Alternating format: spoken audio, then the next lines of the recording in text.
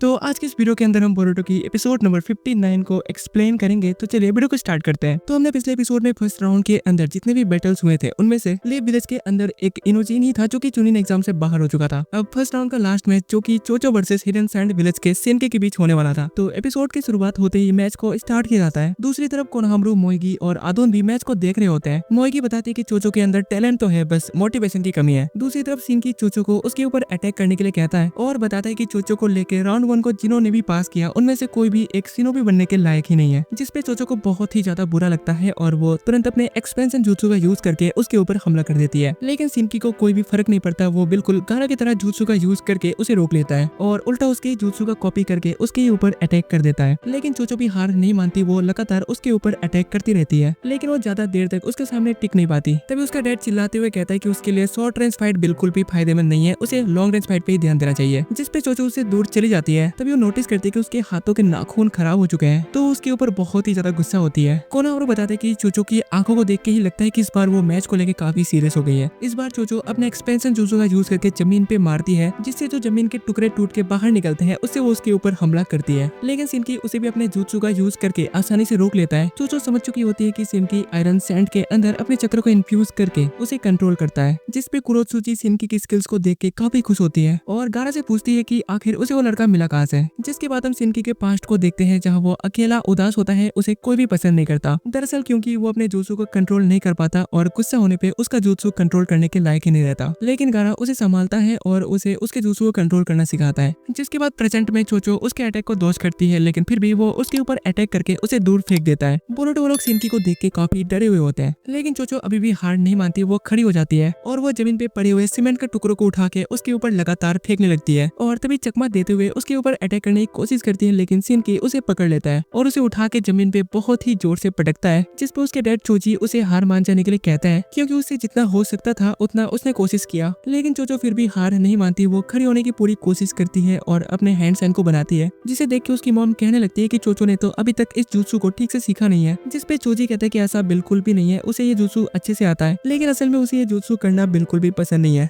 शिनकी को लगता है कि उसके अंदर अभी चक्र बहुत कम बचा हुआ है, तो वो किसी jutsu को कैसे ही कर लेगी। लेकिन चोचो को ये jutsu पसंद ना होते हुए भी वो इस jutsu को परफॉर्म करती है, जिससे वो एक गुब्बारे की तरफ फूल जाती है और उसके ऊपर तेजी से जाके हमला करती है, जिसे शिनकी रोक लेता है। लेकिन चोचो अपना पूरा जान लगा देती है, जो कि शिनकी के ऊपर भारी पड़ने लगता है। लेकिन चोचो ज्यादा देर तक नहीं टिक पाती और वो आखिर में जाके बेहोश होकर नीचे गिर जाती है और शिनकी इस मैच को आखिरकार जीत जाता है। मोएगी काफी इंप्रेस होती है क्योंकि चोचो ने इस बार अपने ट्रू पावर का इस्तेमाल किया। लेकिन कोनोहामारू शिनकी को देख के काफी डरा हुआ होता है, क्योंकि बोरुतो और बाकी सभी का उसके सामने जीत पाना तो लगभग नामुमकिन है। दूसरी तरफ बोरुतो और उसके सभी दोस्त चोचो को लेने के लिए आते हैं, फिर वो लोग लेके जाने लगते हैं। तभी शिनकी मित्सुकी से कहता है कि अच्छा होगा कि तुमने इस बैटल से काफी चीजें सीख लिया होगा, नहीं तो अगले मैच में जब तुम मेरे साथ लड़ोगे तो तुम्हारा हालत भी ऐसा ही होगा। लेकिन बोरुतो उसकी बातों को थोड़ा भी सीरियस नहीं लेता, तो शिनकी कहते हैं कि मित्सुकी के बाद जो दूसरा मैच होगा उसमें मैं तुम्हारा हालत ऐसा ही करूंगा। फिर वो चला जाता है। तो बोरुतो कहता है कि हाँ जो भी करना है कर लेना। दूसरी तरफ चोजी अपने बेटी को देखने के लिए आता है, तो उसने ऑलमोस्ट अपने पूरे चक्र को ही खत्म कर दिया था। चोजी कहते हैं कि उस लड़के ने तुम्हारा हालत कैसा कर दिया, जिसपे चोचो कहती है कि उसे वो लड़का बिल्कुल बुरा नहीं लगा, क्योंकि उसे वो लड़का बहुत ही ज्यादा हैंडसम लगा, जिसे सुन के चोजी का होश उड़ जाता है। जिसके बाद एलिमिनेशन मैच खत्म होने के बाद जितने भी गेनिन बचे हैं वो लोग सेमीफाइनल मैच में पहुंच चुके हैं। प्रॉक्टर रॉकली बताते हैं कि सेमीफाइनल राउंड का फर्स्ट मैच को रखा गया है बोरुतो उजुमाकी वर्सेस सिकाडाई नारा के बीच। तभी बोरुतो आगे सिकाडाई से कहता है कि ये पहली बार है जब वो लोग एक दूसरे के खिलाफ प्रॉपर तरीके से फाइट करेंगे। तो सिकाडाई कहता है कि मैंने सुना है कि तुम सिर्फ 4 शैडो क्लोन्स ही बना सकते हो, जिसपे बोरुतो कहता है कि तुम इतना आसान भी मत समझो, क्योंकि मैंने तुम्हारे लिए एक सरप्राइज रखा है जो कि तुम्हें बैटल के दौरान ही पता चलेगा। जिसके बाद वो लोग एक दूसरे के खिलाफ फेयर और रियल तरीके से खेलने के लिए राजी हो जाते हैं। बोरुतो कहते हैं कि जब तुम हारोगे तो फिर रोना मत। दूसरी तरफ बोरुतो सोच लेता है कि वो अब इस निंजा टूल का यूज तो बिल्कुल भी नहीं करेगा, वो अब बिल्कुल फेयर तरीके से मैच को खेलेगा। लेकिन तभी उसे सिकाडाई की आवाज सुनाई देती है, जहाँ सिकाडाई अपने मॉम डैड से कह रहा होता है कि वो लोग उसके ऊपर इतना भी ज्यादा भरोसा ना करे। तो शिकामारू कहता है कि हाँ रिलैक्स रहना तो बहुत ही अच्छी बात है, लेकिन एक बात अच्छे से याद रखना कि तुम्हारे पास बस एक ही चांस है। जिसपे सिकाडाई कहता है कि हाँ मुझे पता है। शिकामारू कहता है कि मैं तुम्हें प्रेशर तो बिल्कुल भी नहीं देना चाहता, लेकिन हो सके तो बोरुतो से बिल्कुल भी मत हारना। दूसरी तरफ बोरुतो अपने साइंटिफिक निंजा टूल को रखने के लिए जाता है, लेकिन तभी अनाउंस किया जाता है कि सेमीफाइनल का फर्स्ट मैच स्टार्ट होने वाला है, जिसपे बोरुतो साइंटिफिक निंजा टूल को रखे बिना उसे अपने हाथ में पहन के चला जाता है। दूसरी तरफ शिकामारू नारुतो के पास आके कहते हैं कि सॉरी मैं थोड़ा लेट हो गया। तो नारुतो कहते हैं तुम थे कहाँ पे, जिसपे वो कहता है कि बस थोड़ा काम था। हम देखते हैं कि बोरुतो और सिकाडाई दोनों ही लड़ने के लिए ग्राउंड में आ चुके होते हैं। सब लोग इस मैच को देखने के लिए काफी क्यूरियस होते हैं, ऐसा लग रहा था कि मानो ये फाइनल मैच ही चल रहा है। जिसके बाद मैच को स्टार्ट किया जाता है। पहले तो बोरुतो और सिकाडाई दोनों ही एक दूसरे के ऊपर कुनाई का यूज करके हमला करते हैं, जहाँ बोरुतो सिकाडाई के ऊपर लगातार एग्रेसिव तरीके से अटैक करने पे लगा होता है और सिकाडाई उसके हर एक अटैक को काउंटर करने पे लगा होता है। लेकिन तभी बोरुतो अपने कुनाई को उसके ऊपर फेंक के उसे चकमा देते हुए अचानक उसके ऊपर अपने विंड स्टाइल jutsu से हमला कर देता है, जिसे वो कैसे भी करके डॉज करता है, नहीं तो वो इसके वजह से ही निपट चुका होता। बोरुतो कहते हैं कि मैंने सोचा था कि मैं तुम्हें तुम्हारे शैडो पैरालिसिस jutsu का यूज करने से पहले ही तुम्हें खत्म कर देता, जिस पे सिकाडाई अपने शैडो पैरालिसिस jutsu का यूज करके उसके ऊपर लगातार हमला करने लगता है और बोरुतो उसके शैडो पैरालिसिस को डॉज करने पे लगा होता है। बोरुतो को पता होता है कि जब तक वो सिकाडाई के करीब आके उसके ऊपर अटैक नहीं करेगा तब तक कुछ भी फायदा नहीं होने वाला।